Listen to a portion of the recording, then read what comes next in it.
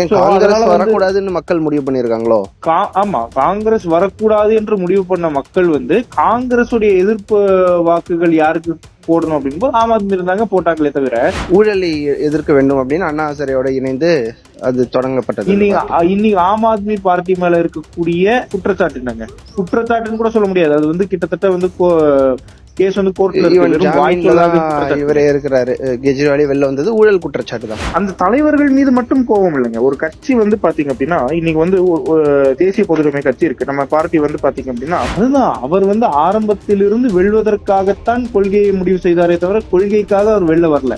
நீங்க அவரை பாத்தீங்க அப்படின்னா நான் அரசியலுக்கு வரமாட்டேன். அதே மாதிரி காங்கிரஸ் அப்படின்றது தேச விடுதலைக்காக தொடங்கப்பட்ட கட்சி.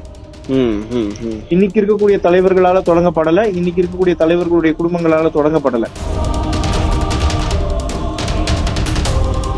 அன்பு டிஎன் டாக்ஸ் 24 நேயர்கள் அனைவருக்கும் வணக்கம். எல்லாரும் பரபரப்பா எதிர்பார்த்து கொண்டிருந்த டெல்லி ரிசல்ட் எல்லாருக்குமே ஒரு ஷாக்கிங் கொடுக்குது அப்படின்னு தான் சொல்லணும்.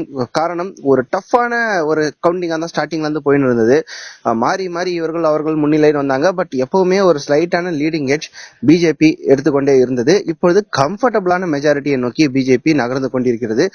ஒவ்வொரு தொகுதியாக வெற்றி நிலவரங்களும் வந்துவிட்டன. இதை பற்றி நம்முடன் பேச இணைந்திருக்கிறார் தேசிய பொது உடைமை கட்சியின் நிறுவன தலைவரான சசிகரன் அவர்கள். வணக்கம் சார். வணக்கம், நன்றி சார். நீங்க தொடர்ந்து டெல்லி அரசியலை வந்து நீங்களும் கவனித்துக் கொண்டிருந்தீர்கள். இது பிஜேபிக்கு கிடைத்த மிகப்பெரிய மேண்டேட் நினைக்கிறீங்களா, இல்ல ஆம் ஆத்மிக்கான எதிர்ப்பு அலைன்னு நினைக்கிறீங்களா? அதாவது ரெண்டு விஷயம். இப்ப வந்து பாத்தீங்க அப்படின்னா பாஜக தேசிய சிந்தனை இதெல்லாமே வெற்றி பெற்றதுக்கு உண்டான ஒரு அடையாளம் இது. இன்னொன்னு வந்து பாத்தீங்கன்னா மக்களை வந்து பொய் சொல்லலாம், ரொம்ப நாள் பொய் சொல்லி மக்களை வந்து ஜெயிக்க முடியாது என்பதற்கான நிதர்சன உதாரணமா இதை நம்ம பாத்துக்கலாம். இன்னைக்கு வந்து பாத்தீங்க அப்படின்னா டெல்லி மக்கள் வந்து உணர தொடங்கிட்டாங்க, யார் நம்முடையவர்கள், நமக்கானவர்கள், நமக்காக உழைப்பவர்கள் என்று உணர தொடங்கிட்டாங்க. அதோடைய வெளிப்பாடாகத்தான் பாஜக வந்து பாத்தீங்கன்னா அமோக வெற்றி எடுத்திருக்கு. இல்ல, இன்னொரு பார்வையும் இருக்கிறது. ஆம் ஆத்மிக்கு சற்றுமே சளைக்காமல் இலவசங்களை அள்ளி கொடுக்க தயாராகிவிட்டது பாஜக. அதனாலதான் எது அதிக இலவசமோ அந்த பக்கம் போறோம் அப்படின்னு மக்கள் முடிவு பண்ணிட்டாங்களா? இலவசம் அப்படின்றது வந்து பாத்தீங்க அப்படின்னாங்க எல்லா தரப்பு மக்களும் ஏற்பார்கள் அப்படின்றது ஒண்ணு, அதெல்லாம் நிறைய கால்குலேஷன் இருக்குங்க. அது வந்து கிடையாது. அதாவது பாத்தீங்கன்னா பொதுவாவே மக்கள் வந்து நமக்கான இலவசத்தை கொடுப்பதை விட இருப்பதை கொடுப்பதுதான் வந்து அடிப்படையில தேவை. நீங்க இலவசம் கொடுக்கறன்ற பேர்ல என்கிட்ட இருக்கிறதையும் பறிச்சுக்கக்கூடிய ஒரு அரசியலை வந்து முன்வைக்கிறது மக்களுக்கு ஆபத்தானது என்பதை உணர தொடங்கிட்டாங்க. பாஜக வந்து சொல்வதை செய்யும், செய்வதை சொல்லும் அப்படின்ற உண்மையை உணர்ந்தார்கள் என்பதனால் கிடைத்த வெற்றியாக தான் நான் இதை பாக்குறேனே தவிர இலவசத்தை கொடுத்தார்கள் அதற்காக கிடைத்த வெற்றின்னு சொல்லி. ஆனாலும் பாஜகவும் சளைக்காமல் இலவசங்களை வந்து அனௌன்ஸ் பண்ணாங்களா? அவங்க கொள்கையிலிருந்து மாறுறாங்களோ இப்போ? அதாவது இலவசம் என்பதை விட அது வந்து பாத்தீங்க அப்படின்னா அந்த மக்களுக்கு தேவையானது, ஆனால் அவர்களால் பெற முடியாத, அரசாங்கம் வந்து சப்போர்ட் பண்றாங்க, அப்படி நம்ம அந்த பார்வையில பாக்கலாங்க. அப்படி பார்க்கும்போது அந்த மக்களுக்கு என்ன தேவையோ அதை கொடுப்பது அரசாங்கத்துடைய கடமை, அதை செஞ்சிருக்காங்க. அப்படிதான் நான் பாக்குறேன். பட் இந்த ஓட் ட்ரெண்ட்ஸை வந்து நீங்க பார்க்கும்போது பாஜகவுக்கும் ஆம் ஆத்மிக்கும் ஒரு 4% ஓட்டு 5% ஓட்டு அந்த அதுக்குள்ளேயே 5%க்கும் குறைவாகவே தான் அந்த டிஃபரன்ஸ் அப்படின்றது இருக்கு. காங்கிரஸ் ஒரு 6%ல இருந்து 7% வரைக்கும் பிளக்சுவேட் ஆகுது. ஒருவேளை காங்கிரசும் ஆம் ஆத்மியும் இணைந்திருந்தால் அது அமோக வெற்றி பெற்றிருப்பார்களோ? காங்கிரசும் ஆம் ஆத்மி இணைந்திருந்தால் இப்ப பெற்றிருக்கக்கூடிய வாக்குகள் கூட பெற்றிருக்க மாட்டாங்க அப்படின்றது என்னுடைய கணிப்புங்க. எப்படிங்க 1+1 2 ஆகும் இல்லங்க? 1+1 2ங்க. சில இடத்துல 1 சேரும் போது இருக்கிறதும் போயிடும் அப்படின்றதுதான் வரலாறுல நம்ம பாத்துருக்க விஷயம். காங்கிரஸ் வரக்கூடாதுன்னு மக்கள் முடிவு பண்ணிருக்காங்களோ? ஆமா, காங்கிரஸ் வரக்கூடாது என்று முடிவு பண்ண மக்கள் வந்து காங்கிரசுடைய எதிர்ப்பு வாக்குகள் யாருக்கு போடணும் அப்படின்னு ஆம் ஆத்மி இருந்தாங்க போட்டாங்களே தவிர அவங்க ரெண்டு பேருமே ஒன்னானாங்க அப்படின்னா மொத்த வாக்குகளும் வந்து பிஜேபிக்கு வந்துடும். அவங்க ரெண்டு பேரும் ஒன்னா இருந்தாங்கன்னா பிஜேபி இன்னும் அமோக வெற்றி பெற்றிருக்கும் அப்படின்றதுதான் உண்மையான கருத்து. இது ஒரு பக்கம் இருந்தாலும் பெரிய தலைகளே வந்து அதிர்ச்சி தோல்வியை சந்திச்சிருக்கார். கெஜ்ரிவால் அவர்கள் நியூ டெல்லி தொகுதியில் தோல்வி உறுதியாகிவிட்டது. அண்ட் அதிஷி அவர்கள் கொஞ்சம் இப்போ இந்த பக்கமும் அந்த பக்கமும் ஊசலாடி கொண்டிருக்கும் அளவுக்கு ஒரு ஸ்லைட்டான மெஜாரிட்டியோட இப்போ இருக்கிறாங்க வீடியோ ரெக்கார்ட் பண்ற இந்த நிமிடத்துல. மணிஷ் சிசோடியா அவர்கள் தோல்வி அடைந்து விட்டார் 675 வாக்குகள் வித்தியாசத்துல. சோ பெரிய தலைகளே இப்படி தோற்று இருக்கிறது வந்து ஒரு பயங்கரமான எதிர்ப்பலை இருக்குது அப்படின்னு எடுத்துக்கலாமா? அதாங்க, ஆம் ஆத்மி பார்ட்டி வந்து எதற்காக தொடங்கப்பட்டது. அவங்களோட அடிப்படை கொள்கையா என்ன சொன்னாங்க? ஊழலை எதிர்க்க வேண்டும் அப்படின்னு அண்ணா ஹசாரேயோட இணைந்து அது தொடங்கப்பட்டது. இன்னைக்கு ஆம் ஆத்மி பார்ட்டி மேல இருக்கக்கூடிய குற்றச்சாட்டு என்னங்க? குற்றச்சாட்டுன்னு கூட சொல்ல முடியாது. அது வந்து கிட்டத்தட்ட வந்து கேஸ் வந்து கோர்ட்ல இவரே இருக்கிறாரு. கெஜ்ரிவாலே வெளில வந்தது ஊழல் குற்றச்சாட்டு தான். அப்போ ஊழலை எதிர்ப்பேன், அதுதான் என்னுடைய அடிப்படை கொள்கை என்று சொல்லி வந்த ஒரு கட்சி ஊழல்ல சிக்குது அப்படின்னா நீங்கள் எதற்காக அரசியல் தொடங்குறீங்களோ அந்த அடிப்படை காரணமே நீங்க பூர்த்தி பண்ணல. அப்ப நீங்க மக்களுக்கு எப்படி நல்லது பண்ணுவீங்கன்னு நம்புறது? அவ்வளவு பெரிய எதிர்ப்பாளர் இருக்கிற மாதிரியும் தெரியல சார். ஏன்னா 3-4% ஓட்டு தான் கொஞ்சம் டிஃபரன்ஸா இருக்குது. பெரிய தலைகள் மட்டும் தோற்றிருக்காங்க. சோ அந்தந்த பர்டிகுலர் தலைவர்கள் மீது கோபம் எடுத்துக்கலாமா? அந்த தலைவர்கள் மீது மட்டும் கோபம் இல்லைங்க. ஒரு கட்சி வந்து பாத்தீங்க அப்படின்னா இன்னைக்கு வந்து தேசிய பொதுவுடைமை கட்சி இருக்கு. நம்ம பார்ட்டி வந்து பாத்தீங்க அப்படின்னா தேசியத்தை முன்னிறுத்துறோம் அப்படின்றத நம்மளுடைய அடிப்படை கொள்கை. இப்ப நம்ம வந்து அடிப்படை கொள்கையான தேசியத்தை எதிர்த்து ஏதோ ஒரு வாக்கரசியலுக்காகவோ ஏதோ ஒரு காரணத்திற்காகவோ நம்ம வேறு ஒரு கொள்கையை ஏற்கிறோம் அப்படின்னு சொன்னால் அடிப்படையில இந்த கட்சி ஆரம்பிக்கிறதுக்கான நோக்கமே வீணா போயிடுதுங்க. அது போலதான் ஆம் ஆத்மி கட்சியுடைய கொள்கை என்னது? தேசியம் பேசினாங்களா, இல்ல பொதுவுடைமை பேசினாங்களா, வேற என்ன பேசினாங்க? ஊழலை எதிர்ப்போம், ஊழலற்ற ஒரு அரசாங்கத்தை நிறுவி கொடுப்போம் அப்படின்றது அவங்களுடைய அடிப்படை கொள்கைங்க. ஆனால் அதுவே அவர்கள் கடைபிடிக்கல அப்படின்னா அவர்கள் வேற எதையும் கடைபிடிக்க மாட்டார்கள் அப்படின்றது அதுல இருந்தே தெரியுது. இதை தெரிந்த உணர்ந்த மக்கள் வந்து தெளிவாயிட்டாங்க. இந்த விஷயத்தில் இன்னும் அந்த மாயையில் இருக்கக்கூடிய மக்கள் வாக்களித்தார்கள். அவர்கள் அடுத்த தேர்தலில் அவர்களும் தெளிவடைந்து விடுவார்கள். ஆம் ஆத்மி பார்ட்டியுடைய எதிர்காலம் இனி முடிஞ்சு விட்டது அப்படின்னு சொல்லலாம். இல்ல, ஜெனரலா வந்து எந்த கொள்கையில் வேண்டுமானாலும் சமரசம் செய்து கொண்டிருக்கலாம். ஆனால் இந்த ஊழல் விஷயத்துல பண்ணிருக்க கூடாது அப்படின்றீங்க. ஆனா அந்த கட்சிக்கு அந்த கட்சியுடைய அடிப்படை அதுதானே, அடிப்படை கொள்கையில பண்ணிருக்கூடாதுன்றீங்க. பட் 2015 நடந்த தேர்தலே வந்து பாத்தீங்கன்னா காங்கிரஸ் கூட ஒரு இணைந்து அரசாங்கத்தை அமைத்த பிறகுதான் கலைத்தார். ஆனாலும் மக்கள் அவங்களுக்கு பெரிய வாக்கு தானே கொடுத்தாங்க. அப்படி நீங்க சொல்றது படி பார்த்தா ஃபர்ஸ்ட் தேர்தலே அவர் வந்து அதுக்கான நோக்கத்தை வந்து கலைத்து விட்டாருன்னு தானே அர்த்தம். அதுதான், அவர் வந்து ஆரம்பத்திலிருந்து வெல்வதற்காகத்தான் கொள்கையை முடிவு செய்தாரே தவிர கொள்கைக்காக அவர் வெல்ல வரல. நீங்க அவரை பாத்தீங்க அப்படின்னா நான் அரசியலுக்கு வர மாட்டேன், நான் வந்து வெல்வதற்காக வரல, நான் பதவிக்காக வரல, நான் வந்து போராட்டம் நடத்துவது வந்து அரசியல் காரணத்திற்காக இல்லைன்னு 1000 விஷயங்கள் அவர் பேசினாரு. உங்களுக்கும் தெரிஞ்சிருக்கும், மக்களுக்கும் தெரியும். ஆனால் அவரை வந்து மக்கள் புரிந்து கொள்வதற்கு முன்னாடி அவர் என்ன பண்ணார் அப்படின்னா நான் வந்து ஊழலுக்கு எதிரானவன் தன்னை முன்னிறுத்திட்டார். அந்த ஒரு மாய பிம்பம் வந்து உருவாக்கப்பட்டது. அந்த பிம்பத்தில் இருந்து இன்னைக்கு கொஞ்சம் கொஞ்சமாக மக்கள் வெளியேற தொடங்கி விட்டார்கள், தெளிவு பெற தொடங்கி விட்டார்கள். அதோடைய வெளிப்பாடாகத்தான் டெல்லியுடைய தேர்தல் முடிவுகளை நம்ம பார்க்கிறோம். நம்மளே இவ்வளவு நேரம் பேசிட்டு இருந்த வரைக்கும் வந்து பாத்தீங்கன்னா ஆம் ஆத்மியும் பாஜகவும் தான் பேசணும். காங்கிரஸ் உடைய வாக்குகளை எப்ப என்ன ஆரம்பிப்பாங்க அப்படின்னு தெரியல. தொடர்ந்து 3வது முறையாக 3 முறை தொடர்ந்து ஆட்சியில் இருந்தார்கள். அதை தொடர்ந்து அப்படியே 3 முறை 0 ஆகியிருக்கிறார். ஆட்சி இழப்பது வேறு, 0 ஆகியிருக்கிறது வேறு.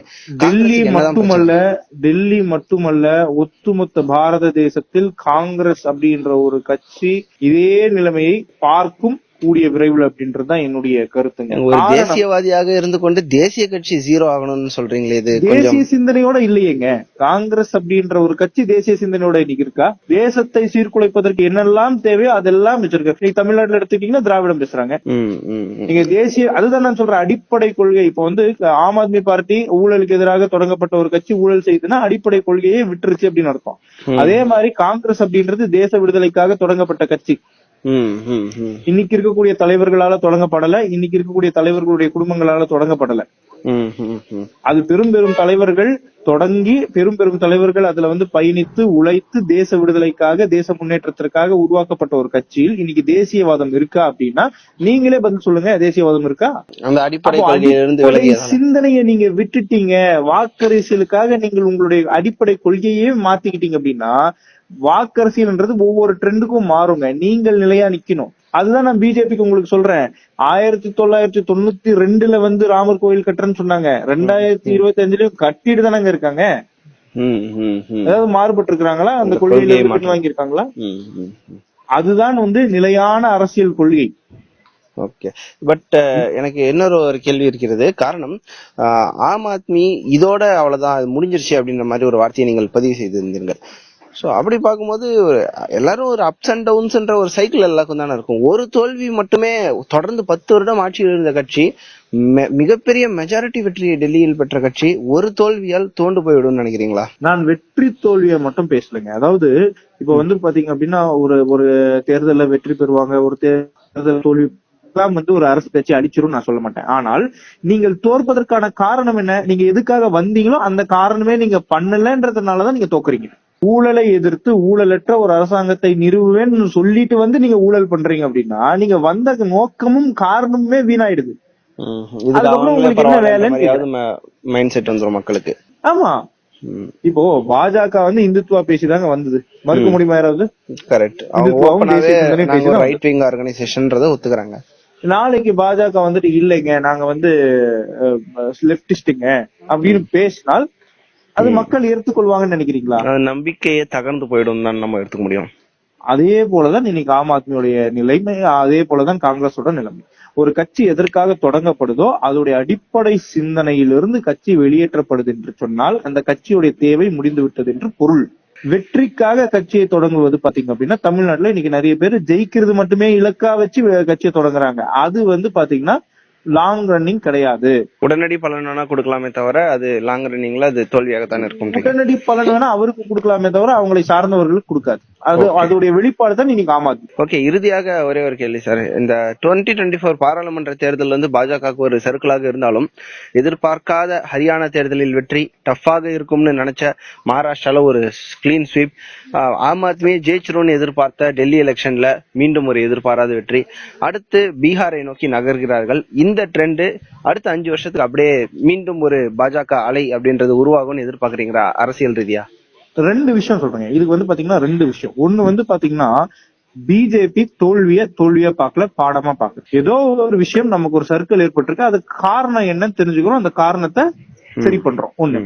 2வது மக்களும் உணர தொடங்கிட்டாங்க, இவர்கள் தான் சொல்வதை செய்யறாங்க. இவங்களுடைய சித்தாந்தம் இதுங்க. இந்த சித்தாந்தத்துக்கு அவங்க உண்மையா இருக்கிறாங்க, உறுதியா இருக்கிறாங்க. அந்த சித்தாந்தம் என்பது தேசத்திற்கான சித்தாந்தம், தேசிய சித்தாந்தம், உலக அளவில் பாரத தேசத்தை வளர்க்கக்கூடிய ஒரு சித்தாந்தமாகவும் இருக்கிறதுனால மக்கள் பயன்படுறாங்க. சித்தாந்த ரீதியிலும் இவங்க தெளிவா இருக்கிறாங்க, வளர்ச்சி அரசியலும் நிதர்சன உண்மையாக செஞ்சுட்டு தான் இருக்கிறாங்க, எல்லா மக்களுக்குமான அரசியலும் செஞ்சுட்டு தான் இருக்கிறாங்க. அப்ப இந்த கட்சியை விட்டு நான் வேறு எந்த கட்சிக்கு ஏன் போகணும் என்ற கேள்வி மக்களுடைய மனசுல எழும்புது. அதோடைய வெளிப்பாடுதான் இந்த தேர்தல் வெற்றிகள். இதற்கு அந்த ஒரு சூழலை கரெக்டாக கையாளக்கூடிய இடத்துல பாஜகவுடைய மெம்பர்ஸும் இருக்காங்க அப்படின்றது பாராட்டத்தக்கது. மிக அருமை சார், மிக அருமையாக வந்து சொல்லியிருந்தீங்க. நேர்களே, டெல்லி எலெக்ஷன் நொடிக்கு நொடி பரபரப்பாகத்தான் இருந்து கொண்டிருந்தது. பட் இப்போ ஒரு கிளியர் ட்ரெண்ட்ஸ் வந்து கிடைச்சது. 1998க்கு பிறகு டெல்லிக்கு மீண்டும் அரியணையில் அமர தயாராகி கொண்டிருக்கிறது பாஜக. முதல்வர் வேட்பாளர் யாராக இருப்பார் அப்படின்ற ஒரு கலவரங்களும் பாஜக கட்சிக்குள் நடக்க தொடங்கலாம். எதிர்பார்ப்புகள் மக்களிடையே அதிகரித்திருக்கின்றன. டெல்லியில் ஆம் ஆத்மி கட்சியின் தலைவரான கெஜ்ரிவாலும் தொற்றுவிட்டார். சிட்டிங் சிஎம் அதிஷி அவர்கள் கடைசி ரவுண்ட்ல வந்து ரொம்ப பரபரப்பாக போய் கொண்டிருக்கிறது. துணை முதல்வராக இருந்த மணிஷ் சிசோடியாவும் தோல்வி அடைந்து விட்டார். இந்நேரத்தில் பாஜக டெல்லியில் மத்திய ஆட்சியிலும் அமர்ந்து விட்டது, மாநில ஆட்சியிலும் அமர்ந்து விட்டது.